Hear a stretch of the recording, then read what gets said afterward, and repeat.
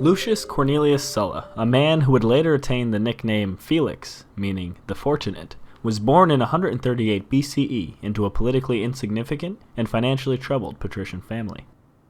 The details of his early life are unclear, but Plutarch suggests his youth was spent amongst Rome's many actors, musicians, and dancers, probably drunk most of the time. It is clear, however, that Sulla managed to receive an exceptional education, which was undoubtedly key to his future success.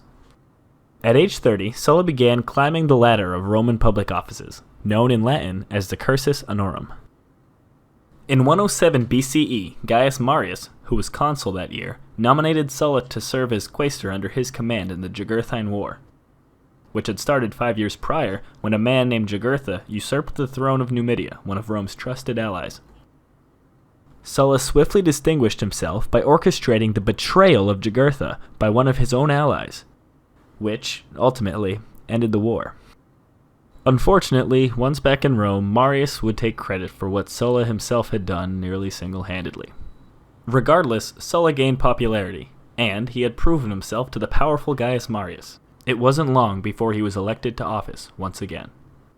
In 104 BCE, Marius was given command of a Roman campaign against the Cimbri and Teutones, Germanic Celtic people who were migrating toward Roman territory. During these campaigns, Sulla served under Marius as a military tribune, which was a position often used by ambitious politicians like himself as a stepping stone to Senate. After 3 years, Sulla was promoted. He was now a legatus, a higher-ranking officer. Sulla advised and commanded, and honed his aptitude for both of these skills until Rome eventually won the war and he returned home. Sulla was elected praetor urbanus in 97 and proconsul of Cilicia in 95, both very important offices. He remained in Cilicia for a few years, but returned to Rome in 92 when tensions between the Senate and disenfranchised Italians were reaching a breaking point. By the 2nd century BCE, Rome had annexed the entire Italian peninsula, but as Rome had subjugated region after region, they'd allowed local communities and city-states to remain autonomous, so long as they'd paid taxes to Rome and provided men for Rome's military should they ask. Some of these conquered peoples, known as the Latins, had been allied to Rome for a long time and thus received a lot of respect. Others, known as the Socii, had resisted Roman rule for longer and more fiercely.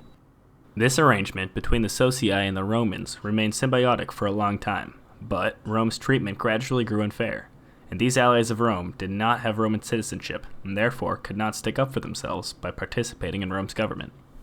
Frustration grew as the Senate continued to deny the extension of citizenship, and in 91 BCE, these Italian allies had had enough. The widespread variety of Italian tribes that comprised the Socii formed a confederacy. They seceded from Rome and established a capital of their new state at Corfinium, which they quickly renamed Italica. With an immediate force of around 100,000 soldiers, this insurrection was no small threat to Rome.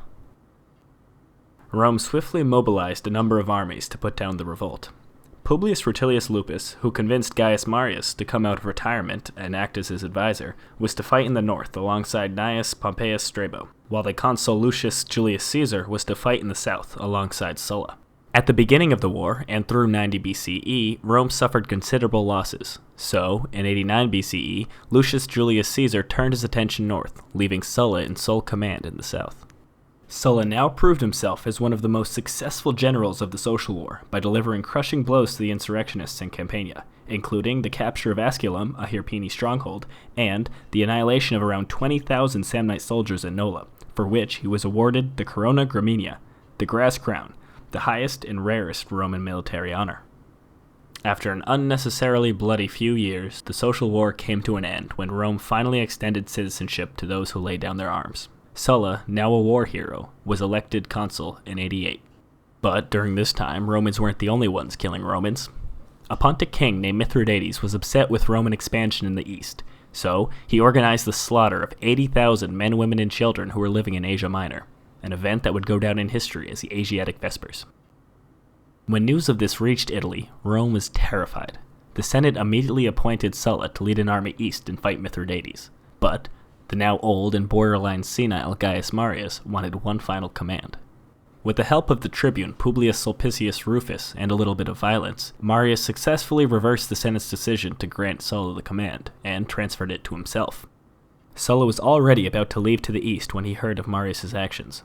Furious, he led 6 legions in a march on Rome, a serious crime which had never been committed by a general before him. Marius and Rufus were totally surprised.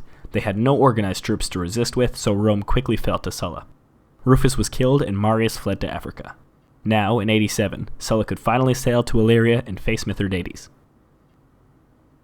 By the time Sulla landed with his army in Epirus in 87, Mithridates had expanded into Greece and installed a tyrant in Athens. Sulla marched his troops southeast and laid siege to this important Greek city. Meantime, while Sulla was starving out the city of Athens, Marius was busy raising an army in Africa. It was now him who would march on Rome. In 87, with the help of the ex-consul Lucius Cornelius Cinna, the two stormed into Rome, seized power, and began slaughtering all of Sulla's supporters. All who opposed Cinna and Marius had either been killed or had fled Rome, so the two were elected consul. Marius died 2 weeks after his election, leaving Cinna in sole control of Rome. Back in Greece, Sulla had captured Athens, burnt it to the ground, and marched towards Boeotia to take on Mithridates' armies. Sulla met Mithridates' Pontic forces at Chaeronea, where, although outnumbered by at least 80,000 men, he used superior strategy and fortified high ground to utterly crush the huge enemy army. Having lost about 100,000 men at the Battle of Chaeronea, Mithridates quickly raised a new army. By the time Sulla met this army at Orchomenus, it numbered about 150,000 men. Sulla found himself outnumbered once again, so, using similar tactics as he had at Chaeronea, he fortified himself in rocky high ground and slaughtered the enemies. After suffering these 2 dire defeats, Mithridates abandoned the war and agreed to peace terms with Sulla. Sulla was mopping up business in Asia Minor when he received news that Cinna had been stoned to death by his own troops. Fully aware of the power vacuum this would leave in Rome, Sulla sailed across the Adriatic at once, ahead 5 legions. In 83, Sulla landed with his troops in Brundisium, while the 2 newly elected Roman consuls, Scipio Asiaticus and Gaius Norbanus, raised armies to stop his advance. Sulla was first met with resistance by the army of Norbanus, but his freshly trained soldiers were no match for Sulla's war-hardened veterans, and Norbanus was quickly defeated. The other consul, Scipio Asiaticus, also tried to stop Sulla, but before any fighting could commence, his own army defected to Sulla's side, forcing him to surrender. Now, with the war shifting in his favor, Sulla gained the support of many important men, including that of Crassus and Pompey. Do those names sound familiar? Asiaticus now raised a new army, and was moving to attack Pompey, who was on his way to support Sulla. But, unfortunately for Asiaticus, his troops abandoned him, again. Back in Rome, the Senate was desperate. They elected Papirius Carbo and Gaius Marius' son, Gaius Marius Minor, as consuls, both of whom would quickly raise armies in a last-ditch effort to stop Sulla. In 82, Carbo moved his troops north to oppose Pompey. At the same time, Marius Minor moved south to face Sulla. After fierce battle, Carbo was unsuccessful in defeating Pompey and had to withdraw to Etruria. Meanwhile, Sulla and Marius had a long-fought battle, which, after much bloodshed, eventually ended in Marius retreating to Praeneste, where Sulla laid siege. Sulla then moved north to face Carbo with Pompey, but Carbo quickly fled when he realized that he was surrounded. Although most of Sulla's enemies were now eliminated, the war was not over. The Samnites, aware that Sulla disliked their people, raised an army to support Marius. When this army's efforts to lift the siege on Marius failed, they turned toward Rome. Sulla's forces met the Samnites just outside of Rome, and the Battle of the Colline Gate commenced. In this dramatic climax of the war, both sides struggled desperately, but ultimately, Sulla emerged victorious. Sulla was now the unrivaled ruler of Rome, and the Senate appointed him Dictator for life, which, notably, was a title that had never been given to a man before him. Now, in order to eliminate any remaining opposition, Sulla enacted his proscriptions. This was a ruthless program by which anyone suspected of opposing Sulla was promptly executed. Sulla then passed laws to take power away from the increasingly pugnacious office of the tribunate and increase the size of the Senate from 300 to 600. He made many other constitutional reformations in line with his traditionalist sentiments, mainly to ensure that no one else rose to absolute power exactly as he himself had. In the end of 81 BCE, Sulla, just 1 year into his dictatorship, surprisingly resigned. Still, Sulla was elected consul the next year, but after this term, he retired. Sulla spent the rest of his life in his countryside villa, with his wife and his male lover, tending to his garden and writing his memoirs. Sulla passed away in 78 BCE, probably because of his chronic alcohol abuse. Regardless, this ended the unprecedented and glorious life of one of Rome's greatest men.